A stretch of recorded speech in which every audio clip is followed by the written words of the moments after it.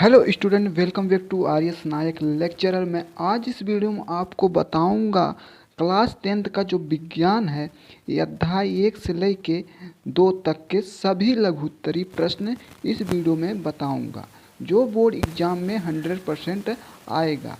जितने भी बच्चे 2025 बोर्ड एग्ज़ाम देना चाहते हैं उनके लिए यह वीडियो काफ़ी ज़्यादा इम्पोर्टेंट होने वाली है, तो वीडियो को बिना स्किप किए एंड तक ज़रूर देखना है। देखिए, पहला आपका क्वेश्चन है क्या, द्वितीय विस्थापन अभिक्रिया पर संक्षिप्त टिप्पणी लिखिए।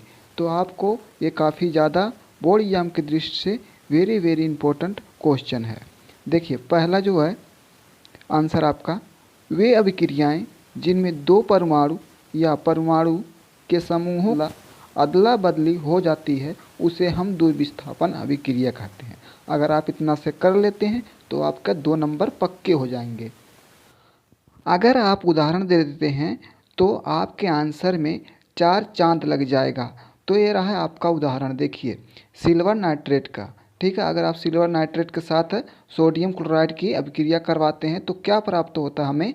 Silver chloride. ठीक है, इसके बाद सिल्वर क्लोराइड प्राप्त होता है, उसके बाद क्या मिलता है हमें? Sodium nitrate. ठीक है, इसके बाद अलग हो जाता है वो। अब देखिए नेक्स्ट क्वेश्चन क्या है, कास्टिक सोडा तथा बेकिंग सोडा प्रत्येक के 2 उपयोग लिखिए। ये भी काफ़ी ज़्यादा इम्पोर्टेंट क्वेश्चन रहा है बोर्ड एग्ज़ाम के दृष्टि से। तो पहला क्या है, कास्टिक सोडा का उपयोग, हमें उपयोग लिखना है, तो उपयोग हम लिख रहे हैं। देखिए, कह रहा पहला उपयोग, यह साबुन तथा डिटर्जेंट बनाने में उपयुक्त होता है। यानी कि जो कास्टिक सोडा हमारा है वो साबुन बनाने में और डिटर्जेंट बनाने में उपयुक्त होता है। फिर दूसरा क्या है उपयोग, कागज़ उद्योग तथा पेट्रोलियम शुद्धिकरण में प्रयुक्त होता है। यानी कि हमारा जो कागज़ है और पेट्रोलियम है उसको शुद्धिकरण में ये काफ़ी ज़्यादा प्रयुक्त होता है। ये तो हो गया कास्टिक सोडा का उपयोग। अब देखते हैं बेकिंग सोडा का उपयोग। ठीक है, देखिए, यह एंटासिड दवा के एक घटक के रूप में प्रयुक्त होता है। दूसरा जो है, यह अग्निशामक के रूप में प्रयुक्त होता है। ये हो गया आपका बेकिंग सोडा का उपयोग। अब नेक्स्ट क्वेश्चन देखते हैं। नेक्स्ट क्वेश्चन रहा ये आपके सामने, तो बेकिंग पाउडर का रासायनिक नाम तथा अणुसूत्र लिखिए। बेकिंग को गर्म करने से क्या होता है? ठीक है, यानी जो बेकिंग पाउडर का रासायनिक नाम लिखना रहेगा, अणुसूत्र लिखना रहेगा, और उसको गर्म किया जाता है तो क्या होता है। तो ये भी काफ़ी ज़्यादा इम्पोर्टेंट क्वेश्चन है, तो आप लोग इसको तैयार कर लीजिए। बेकिंग पाउडर का मतलब होता है खाने वाला सोडा। तो आपका आंसर जो है, देखिए, बेकिंग पाउडर का रासायनिक नाम जो है सोडियम हाइड्रोजन कार्बोनेट, यानी कि सोडियम हाइड्रोजन कार्बोनेट होता है। और तथा इसका जो अणुसूत्र होता है NaHCl3। ठीक है, NaHCO3 होता है। यह गर्म करने पर अपघटित होकर, ठीक है, यानी गर्म जब किया जाता है तो ये अपघटित होकर सोडियम कार्बोनेट और जल तथा कार्बन डाइऑक्साइड बनता है। यानी जब इसको गर्म किया जाता है तो क्या क्या बनता है? सोडियम कार्बोनेट बनता है, इसके बाद जल बनता है, फिर कार्बन डाइऑक्साइड बनता है। जैसे कि उदाहरण में अगर देख लेते हैं हम लोग, NaHCO3। ठीक है, इसके बाद देखिए आपको क्या बन रहा है, Na2CO3 plus H2O plus CO2, यानी कार्बन डाइऑक्साइड आपका जो है बाहर निकल जा रहा है।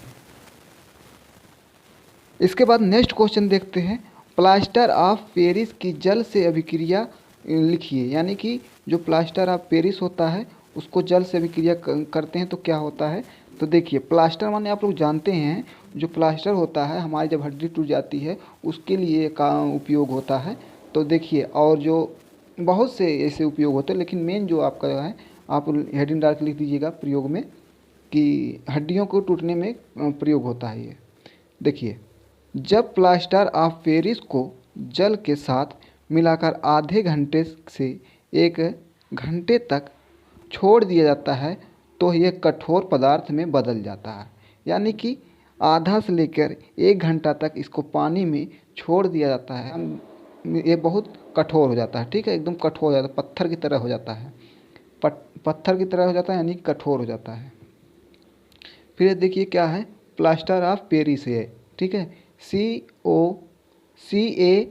CaSO4 into 1/2 H2O plus 3/2 H2O, ठीक है। यानी कि इसको देखिए आधा घंटा मान लेते हैं जल के साथ, और फिर यहाँ पर जो है आपका 1 घंटा मान लेते हैं जल के साथ। जब उसको अभिक्रिया कराते हैं, मतलब उसको मिलाकर रखते हैं, जिप्सम मिलता है, ठीक है।